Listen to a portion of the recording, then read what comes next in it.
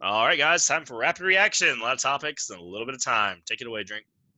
All right, baby, let's roll. The NBA has cleared teams with open facilities to administrate coronavirus tests to asymptomatic players and staff. Jay, is this a good sign?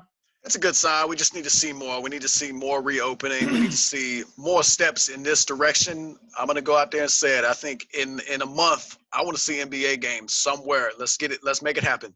Michigan head football coach Jim Harbaugh believes players that declare for the NFL draft and go undrafted should be allowed to go back to college football if they have college eligibility remaining.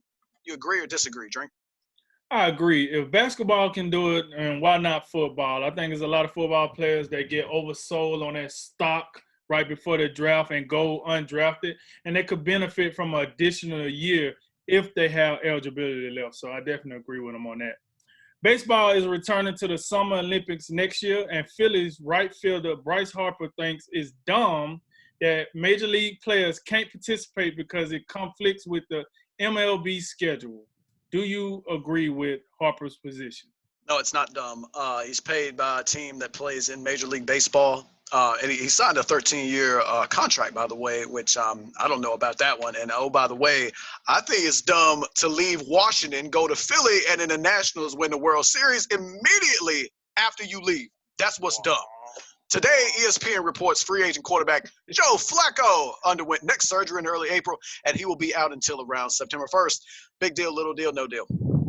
I'm going to say no deal. In my opinion, Flacco was going to be sitting on the couch this season unless a national disaster hit some NFL team and took all the quarterbacks off. So, yeah, I think Joe Flacco uses has been ran up. So I'm going to give him a no deal on this one. The NCAA enforcement staff says Kansas basketball program committed egregious and severe rule violations and says Jayhawks coach Bill Self welcomed and encouraged Adidas employees to influence high-profile basketball recruits to sign with Kansas. What do you make of this? I think it's nothing we already didn't know. It's just more of the same. I imagine at some point we're going to see some punishment wilt down, and I don't know. It might be goodbye Bill Self for a little bit. Alabama's gotten off to a slow start in 2021 recruiting, but they got a boost today with the signing of wide receiver Ja'Cory Brooks, number 52 overall prospect, according to ESPN. It's good news, right, Drink? Absolutely. They give Alabama 2 receivers in the top 65 players in the country. So definitely a positive. Let's see if we can build on this momentum and keep it going. The Saints have cut Pro Bowl left guard Larry Warford after 3 seasons, which would save the Saints almost $8 million in cap space. You okay with this move? I am. Listen, Coach Sean Payton, I think he realized after that playoff game that the Saints had to do some different things on the interior of that offensive line. And I think he's made it clear already that he didn't draft Cesar Ruiz to sit on the bench. So somebody had to go. It was Larry Warford, but I think he'll be fine. I think someone else will pick him up. Ravens safety Earl Thomas seems to be having some difficulty at home. Drink, would you care to fill us in? Listen, I wouldn't call it a fill in, but I just say this from what I read. From what I heard, it just seems like, he had a disagreement. It was a disagreement between Earl and his wife. And I'm just going to leave it there. I ain't going to drag it out in the streets. But, these things happen in marriages. A shoeless Joe Jackson baseball card from 1910 sold at an auction last night for $492,000. Any thoughts on that, Jay? I would like to see the bank statements for this individual that bought this card for that amount of money. I'm just going to leave it at that.